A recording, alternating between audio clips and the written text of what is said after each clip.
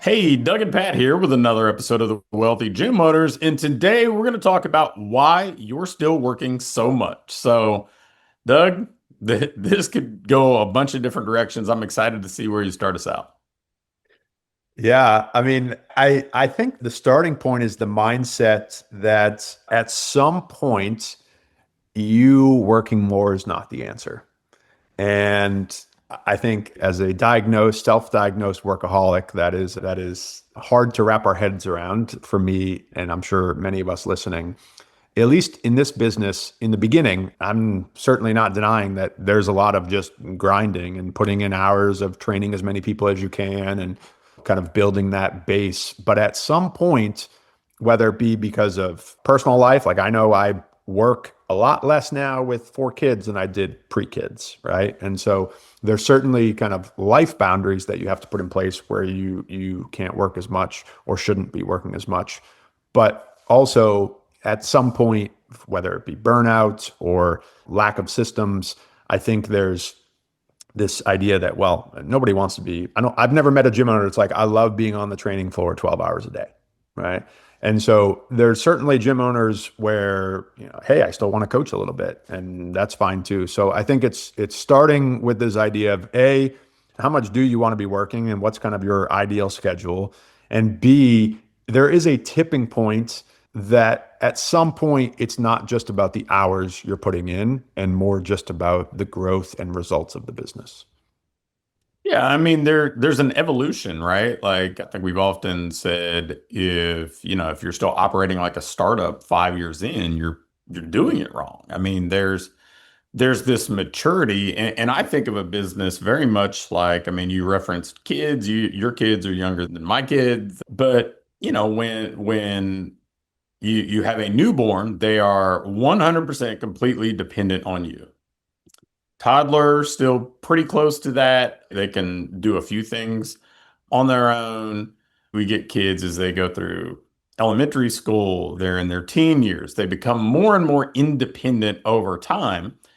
And really the amount of independence that they are successful with is largely contingent on how we parented them, how we set them up to succeed. And I think our business operates largely the same way if you want it to grow and become a little bit more independent of you. So, not that you can't coach. I still love coaching people. I volunteer to coach when I'm not coaching people in business, right? Like I enjoy that, but it should be by choice, not by obligation or desperation. And we have to have this kind of evolution of business maturity. And so, that's one way that I've tended to think about it and try to talk about it to help people understand. But then the other thing is knowing that, man, it's a choice. It's choosing not to just put everything on your plate, choosing not to be reactive and saying, well, hey, I'm just going to do it myself because maybe we didn't set somebody else up to succeed to do something and they didn't, get the outcome we were looking for. It's always easier in the moment for somebody experienced and skilled to go back and do the thing, but it doesn't give you more leverage. It doesn't help move you away from working as much as you're working, or maybe even potentially working more if you are effective. I mean, that's the last thing I'll say about it is if you get more effective at like marketing and selling, but you don't create systems to service things, then you are essentially just giving yourself a harder job because somebody has to service those clients. So Right. yeah, so there's a lot to kind of think about early on in this, and now it's how do we unwind it? How do we graduate from okay, I'm just going to work more and more and more, or I'm overworked and overwhelmed, to how do I kind of inch my way out of this? Yeah, I think where we try to get most of our folks to start is to free up blocks of their week with not having to be on the floor. Because the reality is, business growth, a lot of the business growth activities require you to not be coaching. And that's certainly, usually if you're good at what you do, you build up a ton of demand for coaching hours, clients wanting to coach or clients wanting to train with you. And so the first bottleneck is, hey, I'm training all day long. I don't have time to do the marketing, to do the sales, to do asking former clients to come back, whatever kind of the activities that you want to do to grow the business are. I don't have time to do that because I'm coaching so much. And so my recommendation with that is certainly figure out where do you, if knowing that it's not going to go from I'm coaching 40 hours a week to zero, if it went from I'm coaching 40 hours to 30 hours, where would you want those 10 hours to come from? And thinking about it that way. For example, for me, I did and still do most of my best work in the mornings. And so I hired a morning coach before I hired an afternoon coach. So I would coach all evening long, and I would still come in the late morning, but at least I knew I could wake up early and get some stuff done before having to be at the gym until 9 o'clock or 10 o'clock. I could get a couple hours of focused work down. So I think sometimes we're more reactive with who we're going to ask for help. Like, oh, this person came across my desk and they are available at these hours, so I'm going to plug them in those hours. I would more so approach it in, okay, I'm training all the time. I know in order to not be burnt out and not be the bottleneck that I need to decrease my training load. And so that's certainly step one. The step two would be, what training hours do I want to take off my plate, which is going to be where it's not going to reduce your working hours. That's not the key. What's going to allow you to do is to use those hours for business growth activities. And so where is that time best spent? And hiring to fill that gap is certainly where we start most of the time.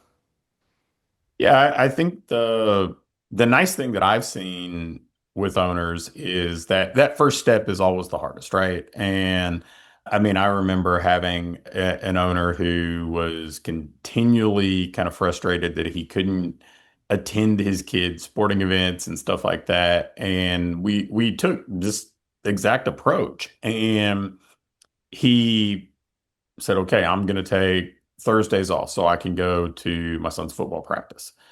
And and it worked so well. The person he hired to come in and give him some coverage there wanted more responsibility, so he just kept inching his way back and inching his way back. And before you knew it, he was training 5 hours a week. The business was more profitable. He was coaching his son's football and basketball team, and everything was a win. He still got his kind of taste of coaching each week, so he didn't feel detached. He was in the gym.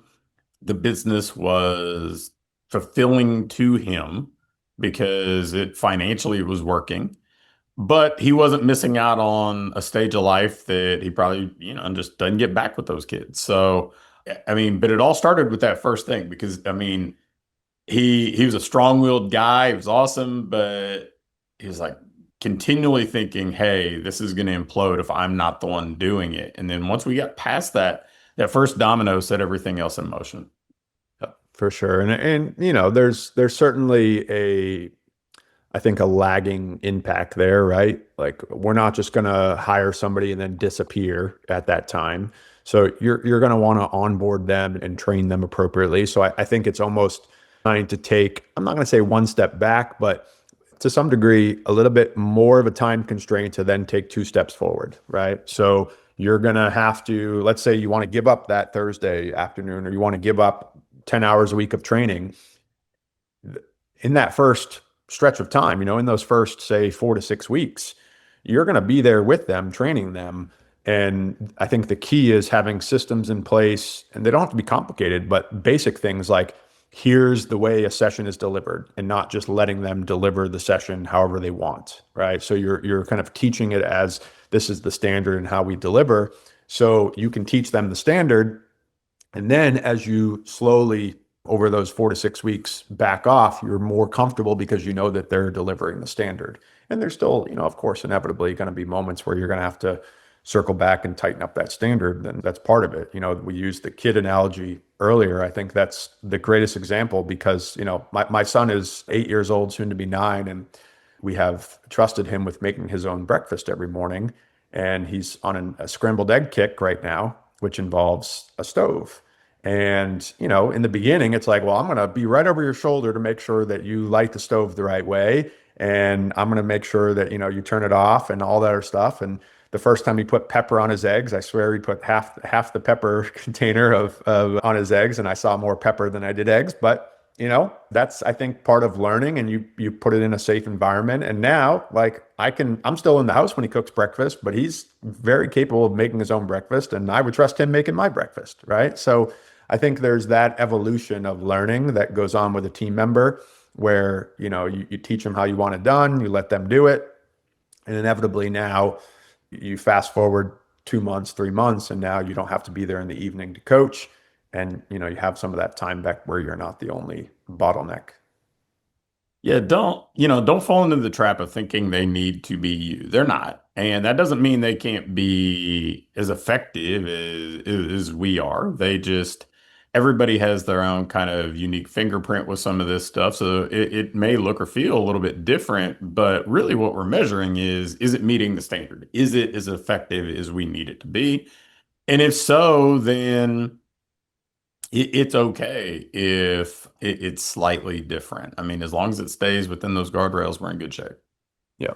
Yeah. And that's certainly challenging to overcome, but I think and I was heavily focused on the angle of offloading coaching here because I think that is the not all of it, to be clear. I think until you're north of 50K a month, you're probably still going to have some coaching capacity. But we have plenty of owners that are in that 15 to 50 range that are coaching somewhere between 25 and 5 hours a week. And it's not that you go from 30 to 20 to 5 overnight. It's 30 and then 25 and then 20. And then you find your sweet spot where you're coaching, like you used with that client example, you're coaching enough where you still have a pulse on how things, you're still kind of being connected to the facility. But you don't, just like with our clients, you don't end up there overnight. You slowly work your way there. But I think getting your coaching hours to the point where you want them to be, because the rest of the stuff becomes still necessary to do, like the business growth stuff, the marketing stuff still certainly needs to be done. But the nice thing about that stuff, and the reason why I tend to focus on getting your coaching hours where you want them to be first, is they're higher leverage activities. So I could send out a single email or set up an ad campaign, and it's, one time could have this ripple effect of lead generation or client generation. But also the maybe more important aspect of that work, although it still needs to get done, it does have flexibility of when and where it can get done. So I can be writing emails on my couch at 9 o'clock at night after the kids go to bed, as opposed to it doesn't matter how much I hustle, somebody still has to be there for the 9 a.m. session, right? So there's some flexibility that comes with some of that work. Doesn't mean, again, it doesn't need to get done, but there's some flexibility that comes with it. So trying to focus on you being the bottleneck is often the first domino to that is decreasing the amount of coaching hours you're doing. All right. So if you feel like you've been working too much and you weren't really sure what your next right move is to start to unwind that and get some coaching hours off your plate and start to maybe have some of the flexibility or freedom that you originally hoped for when you started a business, hopefully this episode gave you some things to work on, some things to think about. So that's Doug and Pat with another episode of the Wealthy Gym Owners.